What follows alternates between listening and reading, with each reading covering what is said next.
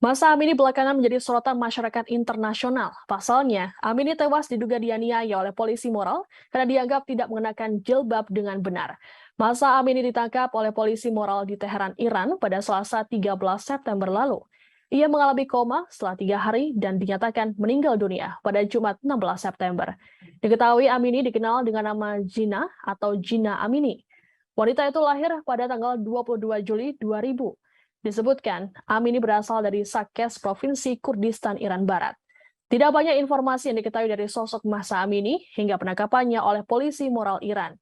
Pada hari penangkapannya, ia pergi ke ibu kota Iran, Teheran, bersama dengan keluarganya. Mahsa Amini ditangkap di pintu masuk Jalan Raya Haqqani oleh polisi moral. Ia kemudian dibawa ke agen keamanan moral. Polisi moral mengatakan Mahsa Amini akan mendapatkan pengarahan di pusat penahanan Fozara di Teheran dan kemudian dibebaskan dalam 1 jam. Namun kenyataannya, dalam beberapa jam kemudian, Mahsa Amini tidak dibebaskan, melainkan dibawa ke rumah sakit Kasra menggunakan ambulans.